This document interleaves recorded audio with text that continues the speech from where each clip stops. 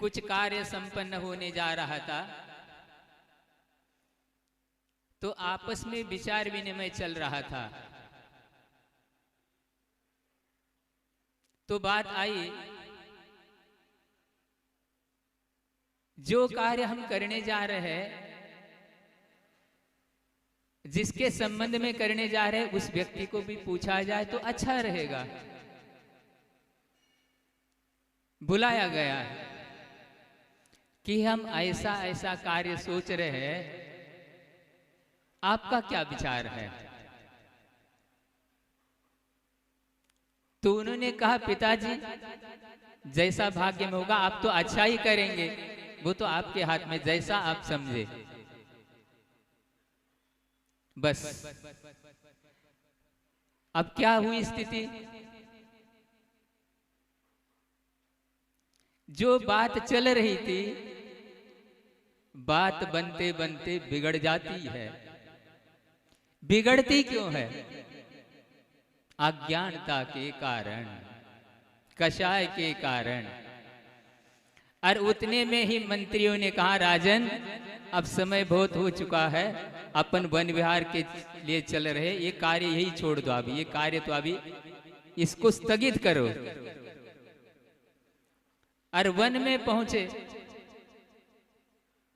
और वहां भी देखा कि वो दृश्य देख करके उसको लगा, ये क्या है सारा मामला। तो उसके लिए भी पूछा कि भाई ये क्यों, ऐसी दशा आपकी क्यों हो गई?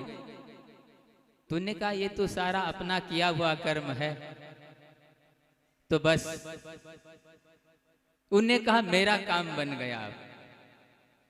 और शहर में आकर करके अब ये निर्धारण कर दिया, संबंध इसी के साथ होगा। क्यों? दोनों कर्म सिद्धांत पे अटल है। आप लोग पाठ पढ़ते ही है, क्या पाठ पढ़ते हैं? फल किसने पाया? उसने ही पाया, लेकिन ये करने वाले कब पाएंगे? वो भी तो बात है। और बस निश्चित कर दिया, राजपुरोहित को बुला दिया, विवाह का मुहूर्त निश्चित किया गया। सारे लोग, सेनापति, मंत्री राजा को विनती करे, राजन आपको हो क्या गया? आप कुछ मत बोलिए। ये बात निश्चित है, मंत्री, सेनापति और राजा मिलकर के ही राज्य का संचालन करते हैं। मंत्री उचित अनुचित सलाह देता है राजा के लिए, और सेनापति सेना को लेकर के दूसरे के साथ युद्ध करता है, लेकिन राजा की आज्ञा चलती है। मंत्री सेनापति राजा को आज्ञापित नहीं कर सकते। अब लोकतंत्र है, वो राजतंत्र की बात है। और खूब अच्छे से सभी राजाओं के आसपास के लिए निमंत्रण दे करके विवाह कार्य संपन्न हो गया। और जब चर्चा चल पड़ी, सारे लोग कि क्या हो गया राजा को, कैसा ये संबंध, बोलो क्या है, क्या हुआ? कुछ नहीं, बस जैसे ही कार्य पूर्ण हो गया,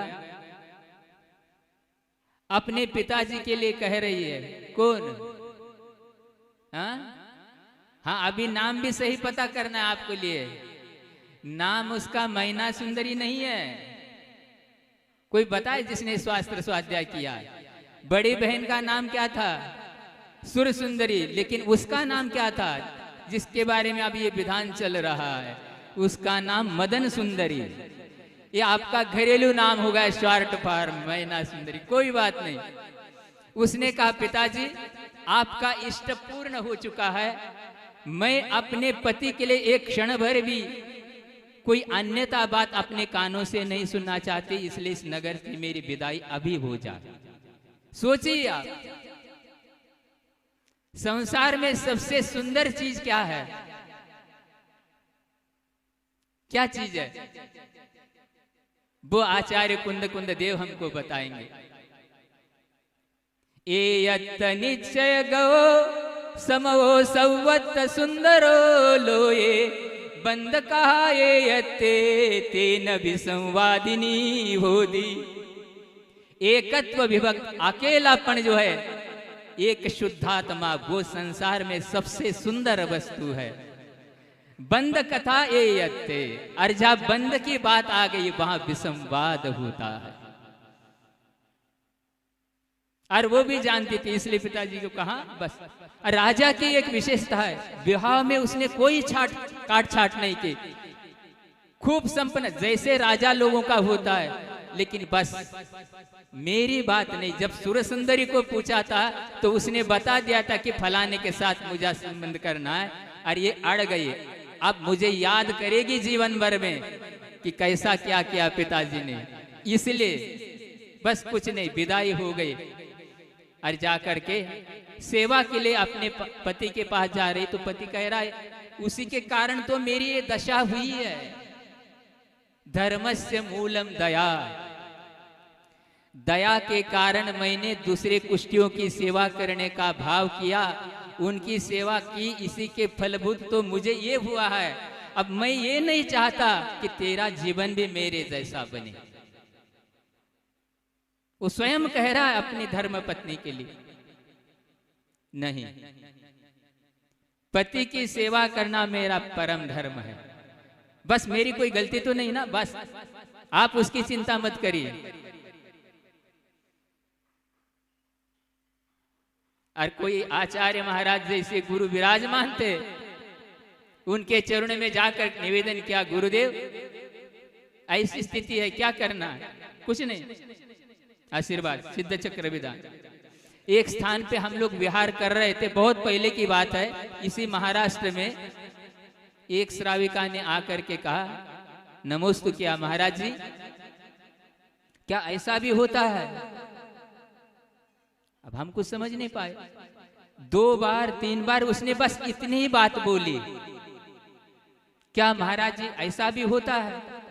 हमने उनको सरल शब्दों में कहा, कभी देखो साधु के लिए तो छेड़ाले में कहा है क्या, जग सुहित कर सब अहित हर, श्रुति सुखद सब संशय हरे, भ्रम रोग हर जिनके वचन मुख चंद्र ते अमृत झरे। हित मित प्रिय वचन बोलना। आप 3 बार बोल रही है महाराज ऐसा भी होता है। हमने कहा मुझे अवधि ज्ञान नहीं है, आप क्या कहना चाहते स्पष्ट बोल। भाई सरल बात है, लोगों को आज पसंद नहीं, समस्या यही है। तो कहने लगे महाराज क्या गंधोदक से भी कुष्ठ ठीक हो सकता है? हम तो एकदम हड़बड़ा गए। हमने कहा हमने सिद्ध चक्र में चपेट लाया इसने, ऐसा भी होता है क्या?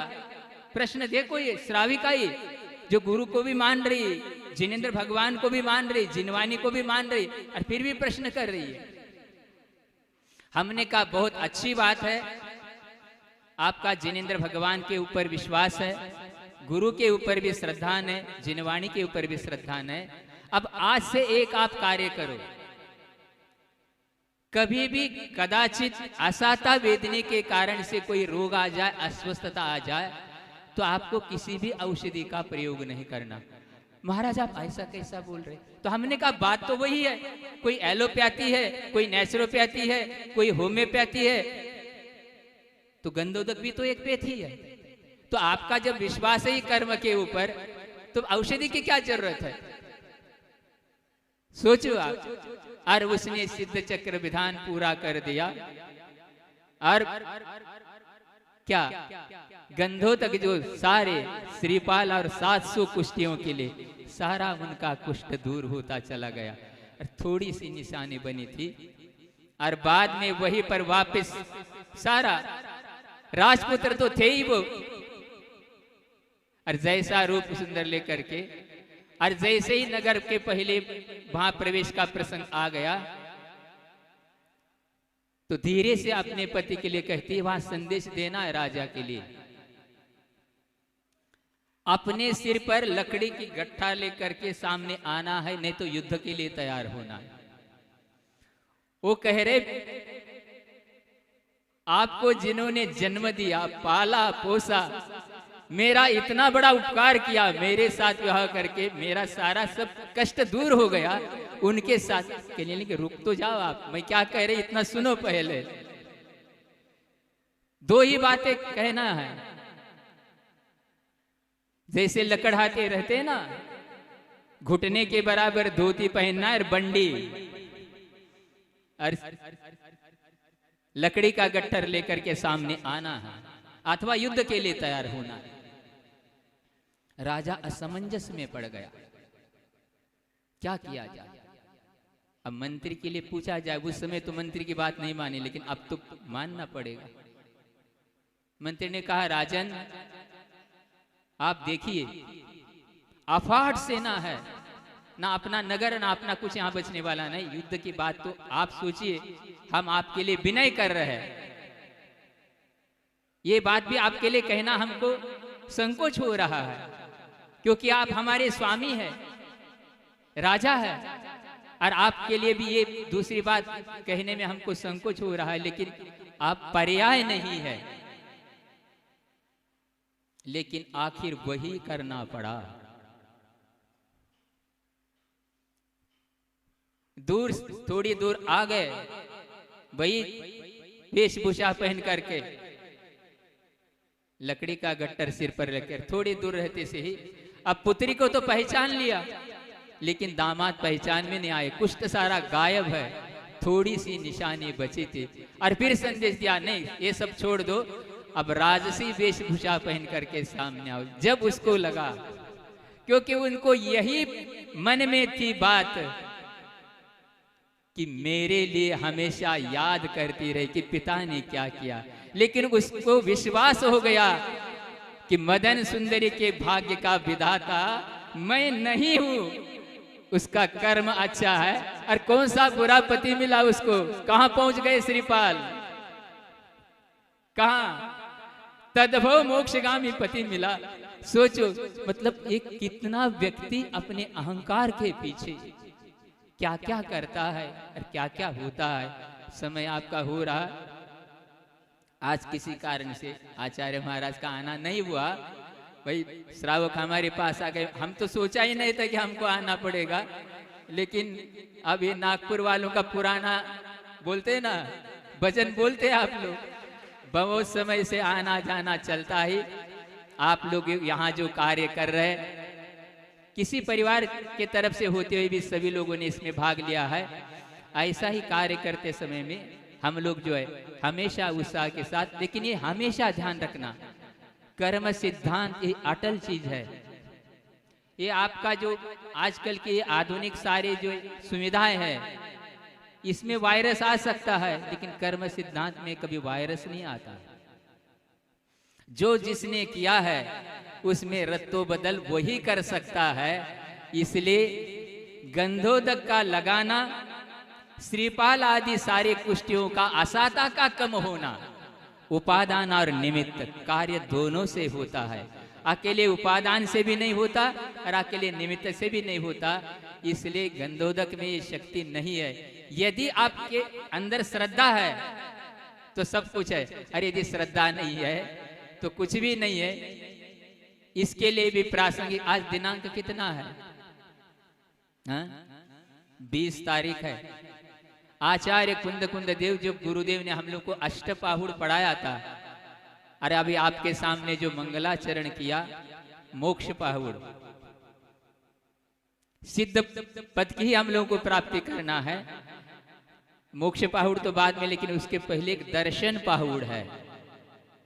दर्शन का अर्थ जिनलिंग भी है, दर्शन का अर्थ मत भी है, और दर्शन का अर्थ सम्यक्त्व भी है। सारे अर्थ उसमें इंक्लूड है। तो कुंद देव ने हमारे लिए गाथा बता दी, 20वें क्रमांक की है।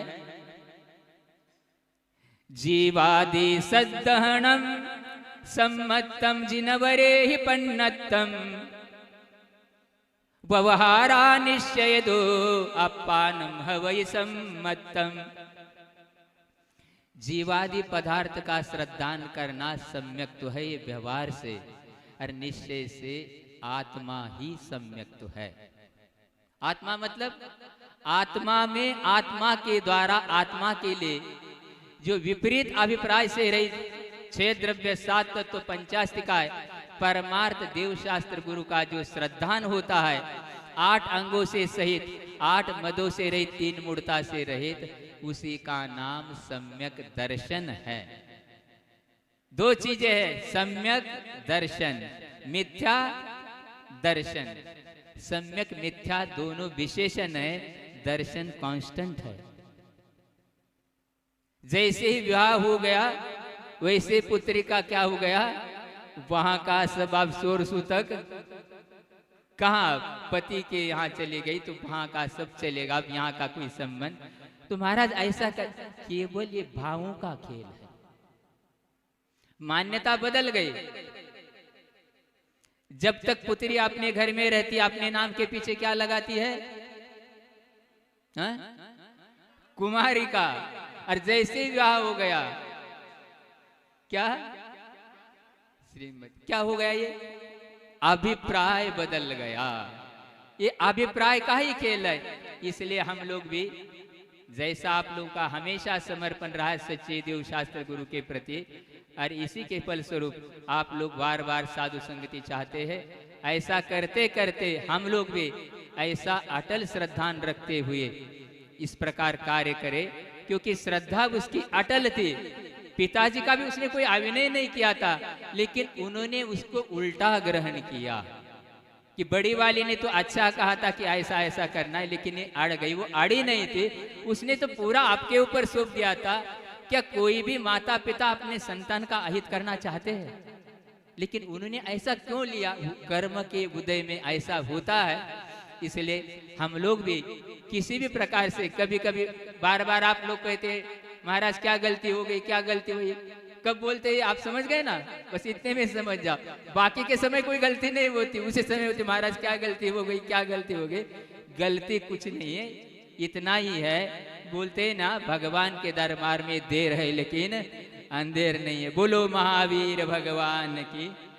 बोधि समाधि परिणाम शुद्धि, स्वात्मोपलब्धि शिव सौख्य सिद्धि, चिंतामणिम चिंतित वस्तुदानी त्वामंदमानस्य ममास्तुते।